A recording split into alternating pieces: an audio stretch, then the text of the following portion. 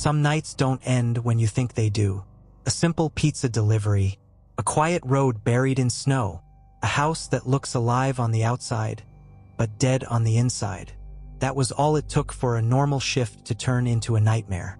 A broken car, footprints that lead nowhere, a stranger who knows you can't escape before you do. And that was only the beginning. Years later, the same silence returns, the same snow, the same footsteps outside the door, a handle slowly turning in the dark, someone waiting in a place they shouldn't be. Before we continue, if you enjoy true horror stories like this one, make sure to subscribe, leave a like, and turn on the notification bell so you don't miss the next nightmare. And if this story makes your skin crawl, share it with someone who loves horror just as much. Now, let's continue. 3 moments, 3 different nights, one truth connecting them all. Some people don't break into houses to steal. They don't wait on roads to help. They wait for you, and sometimes, the only reason you're alive is because something interrupted them. Tonight, this is one of those stories. When I was younger, I worked part-time at a pizza place in my hometown. Everyone knew it. Everyone worked there. If you went to my school, chances were you'd worn that uniform at least once. I was young, and every paycheck felt massive. So whenever they asked me to come in, I said yes. I truly believed that night would be slow. A holiday night, families at home, quiet streets. Couldn't have been more wrong. By dinner time, the place was packed. Every table full. Phones ringing non-stop with delivery orders. The noise inside the shop was overwhelming. Voices, ovens, music, shouting. Around 8 o'clock, the manager told me to start delivering. The first order was fast, easy. The second one wasn't.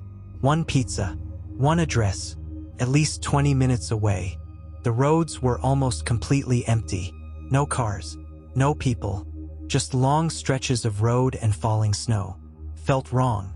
Snow drifted quietly from the sky, only visible when it passed under the streetlights.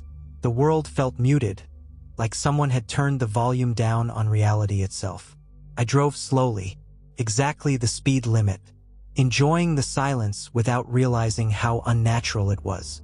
By the time I reached the address, my gut already felt tight. The house stood alone on the side of the road. No neighbors, no nearby lights, just a long gravel driveway leading up to it, partially buried in snow. Christmas decorations covered everything. Too many lights, too much color, almost desperate. But inside the house, nothing. No light, no movement. I struggled to park without getting stuck, then stepped out with the pizza. As I walked toward the house, something caught my eye. Footprints, fresh ones, leading toward the porch. Relief washed over me. Someone was home. But when I reached the porch, my stomach dropped. The footprints didn't go to the door. They veered off to the side of the porch and disappeared. I hesitated, then knocked. Nothing. I knocked again. Still nothing. The cold bit into my fingers as I checked the receipt. Payment required. I knocked a third time, harder. The silence felt heavy. Obidza. No footsteps. No voices. Nothing. Finally, I slammed my fist against the door one last time. Still nothing. I turned and walked back to my car, uneasy but ready to leave. I got in and turned the key. The engine sputtered, then died. I tried again. Nothing. Again. Nothing. My breath fogged the windshield. My hands were shaking, not just from the cold. That's when I looked up. Someone was standing near the house. They were completely covered in winter clothing, face hidden, motionless. I stepped out and asked if they had ordered the pizza. No response. They started walking toward me, slowly, too slowly. It hit me then this wasn't normal. I jumped back into my car and locked the doors. The way they walked didn't change. No ruse. No panique. Like they already knew I couldn't leave. I called 911. As the operator answered, the man reached my window. Then he spoke. His voice was low, calm, almost gentle. He kept asking if I needed help. My blood ran cold. How did he know? I whispered details to the operator. describing my location as best I could. Outside, the man grew impatient. He circled the car, peering inside, searching. I tried starting the engine again. Nothing. He reached into his pockets, suddenly frantic, like he'd lost something important.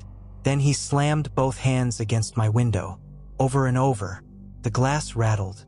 Then he ran toward the side of the house. I knew he was coming back with something worse. Minutes felt like hours.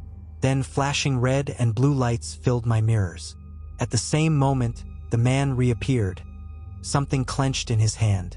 When he saw the police, he froze, then ran, vanished into the snow. The police told me later that the homeowners were out of town. That man didn't live there. He had plugged the Christmas lights into an outdoor outlet to make the house look occupied. He had sabotaged my car while I stood on the porch. They believed he planned to abduct me. A dropped knife and a moment of bad luck saved my life. I quit delivering that night. Years later, during another brutal winter, I worked from home. One evening, the internet went out early. I took my dog outside. The cold was unbearable. That's when I noticed someone standing near the road. Just standing there, not moving. I went back inside, uneasy. Later, my dog suddenly became alert. I heard movement near the front door. Footsteps, back and forth. Then nothing. That night, I woke to my dog standing frozen at my bedroom door, staring. I stepped closer, listening. Silence. My hand touched the door handle, and it turned. Someone was trying to get in. I ran for my phone and called the police, gripping a clothes iron like it could save my life. The sound stopped. When police arrived, they found the front door wide open. Snowy footprints covered the hallway.